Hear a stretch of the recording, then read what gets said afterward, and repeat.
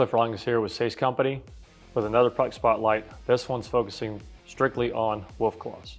Now we've done another video in the past that did have Wulf claws involved in it, and is our Wulf series tooling product spotlight.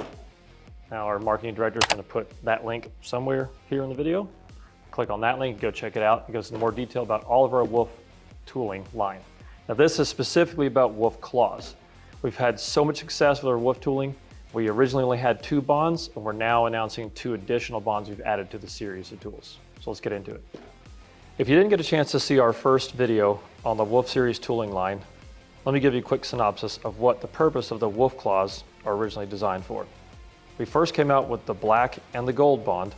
On the project we were testing them on, we were using them wet, and we were removing a moisture mitigating epoxy primer along with glue on top of that from some VCT. We were able to remove the glue and the primer below in one up and back pass.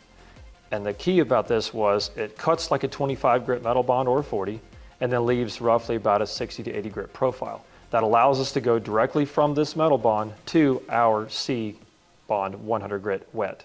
Because the Wulf claws were so successful, we've had other customers asking, can you make them in different bonds? So introducing the yellow bond for extremely hard concrete and the blue bond for between the gold and the black. This has allowed us to expand our tooling line just like all of our other metal bonds, giving you more versatility on different types of concrete, hard, soft, or medium.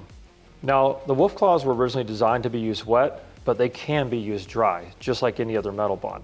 However, you have to remember there are some limitations with the cutting ability when you do go dry with tools like this.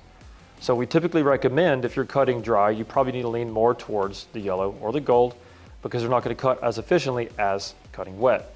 So a lot of the people using wet cutting are going with either the blue or the black in most cases. Now on that topic, if you are going to run the Wulf claws and you're running dry, you can't always go directly after a Wulf claw straight to our 100 grit hybrid. Sometimes you have to introduce either a 50 grit hybrid or even an 80 grit metal bond after this. But going wet, you can pretty consistently go from a Wulf claw directly to our wet C-bond hybrid. While the Wulf claw series tools were originally developed wet, they can be used dry as well, just like all of our other metal bond series tools. You do want to use a Mohs hardness scratch test to determine which bond you're going to use on that specific floor. But we do want to give some caution. While we did a lot of testing running wet from Wulf claw straight into our C-bond wet hybrid, when you're cutting dry, in some cases you can go straight to our 100 grit dry hybrid, but if it's harder concrete, we've found sometimes you may have to do a 50 grit hybrid dry first before you go into your 100 grit dry hybrid. Reach out to your local Sace rep and give these new bonds and the Wulf claw series tools a try. Go check us out on our website and our socials. Thank you.